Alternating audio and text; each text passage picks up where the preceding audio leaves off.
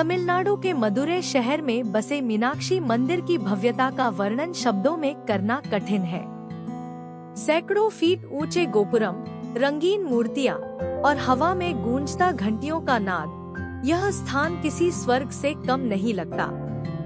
लेकिन इस भव्यता के पीछे छिपा है एक ऐसा रहस्य जो सदियों से केवल कुछ चुनिंदा लोगों को ही पता चला है।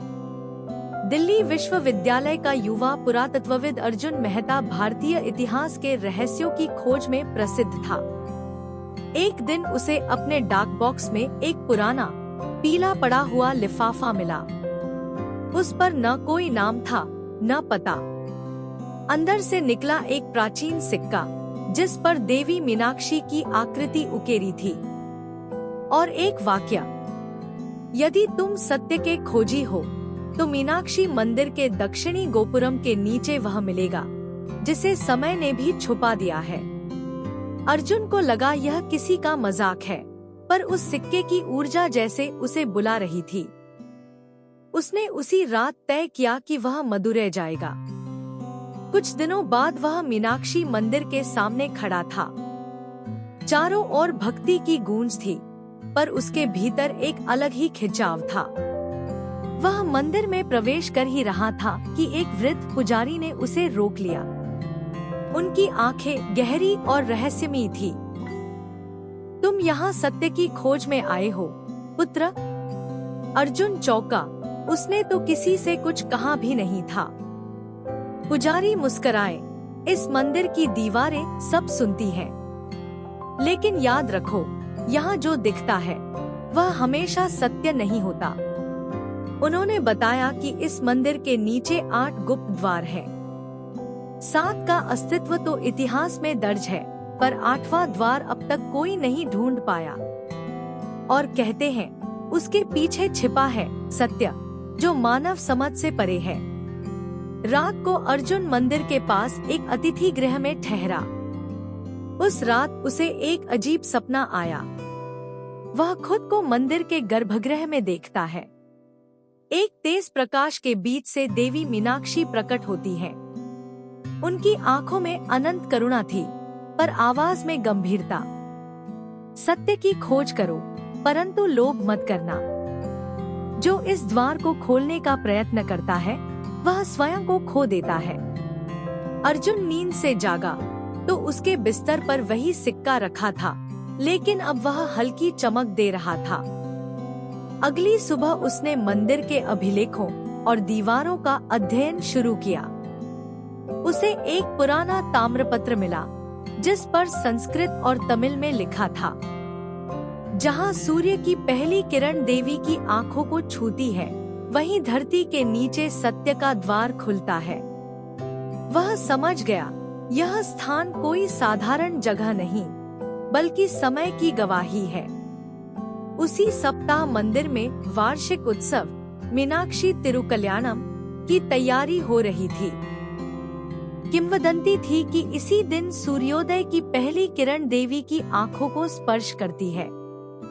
अर्जुन ने तय किया वह उस क्षण वहीं रहेगा।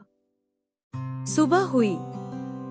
सूर्य की पहली किरण जैसे ही देवी की मूर्ति की आंखों पर पड़ी, गर्भगृह का फर्श हल्का सा कांप उठा। अर्जुन आगे बढ़ा और उसे पत्थरों के बीच एक हल्का दरारनुमा निशान दिखाई दिया। उसने पुजारी शास्त्री जी से इशारा किया।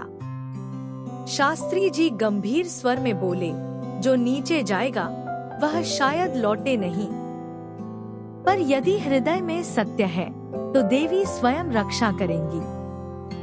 अर्जुन ने दीपक जलाया और नीचे उतर गया। पत्थरों की सीढ़ियां अंधेरे में कहीं गहराई तक जा रही थी। दीवारों पर रहस्यमयी आकृतियां उकेरी थीं, कुछ देवी की, कुछ अर्धमानव और अर्धदैत्य रूप में। हर कदम के साथ हवा भारी होती जा रही थी। पहले कक्ष में एक शिलालेख था, जो अपने भय को त्याग दे वही सत्य को पाएगा। अचानक दीपक की लौ कांपी और बुझ गई।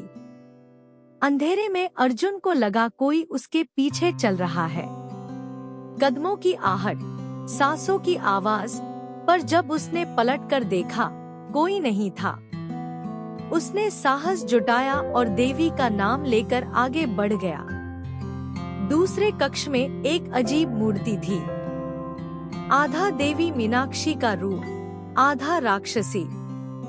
दीवार पर एक प्रश्न उकेरा था, क्या सत्य प्रकाश में है या अंधकार में?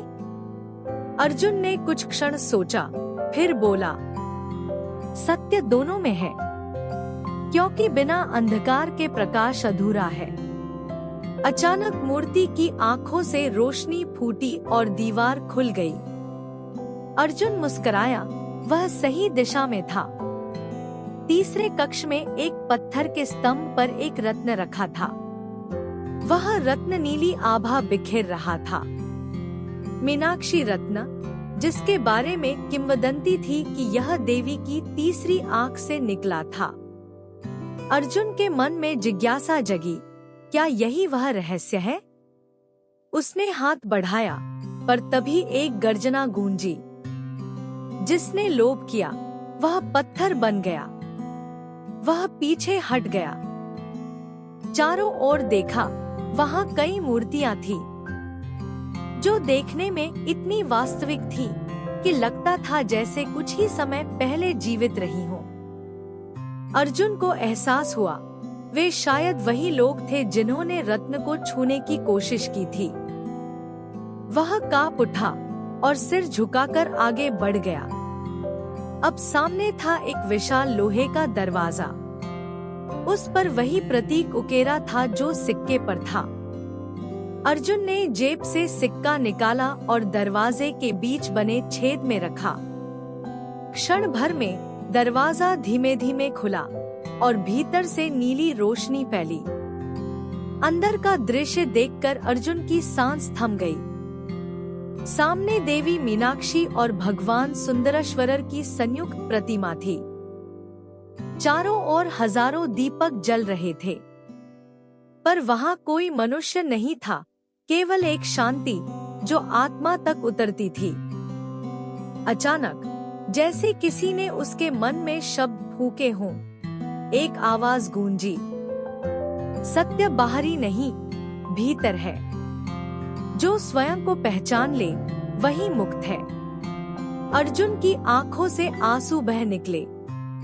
वह समझ गया कि यह मंदिर किसी खजाने का नहीं, बल्कि ज्ञान और आत्मबोध का प्रतीक है। वह घुटनों के बल बैठा और देवी को प्रणाम किया। जब वह बाहर लौटा, तो पुजारी शास्त्री जी प्रतीक्षा कर रहे थे। उन्होंने मुस्कुराकर कहा, तुमने वह देखा जो बहुतों ने चाहा पर कोई समझ न पाया। देवी ने तुम्हें स्वीकार कर लिया है। अर्जुन ने वह सिक्का उन्हें लौटाने की कोशिश की। शास्त्री जी बोले, यह अब तुम्हारा नहीं, तुम्हारा एक हिस्सा बन गया है। जब भी अंधकार में रहो, यह तुम्हें सत्य का मार्ग दिखाएगा।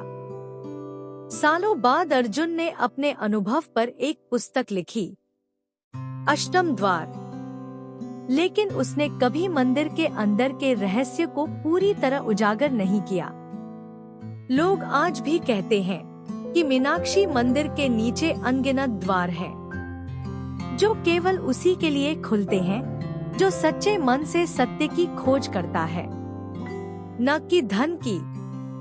और कहते हैं, जब भी कोई श्रद्धा से वहां दर्शन करता है, तो देवी मीनाक्षी की आंखें पल भर के लिए चमक उठती हैं, मानो कह रही हो, सत्य अब भी यही है।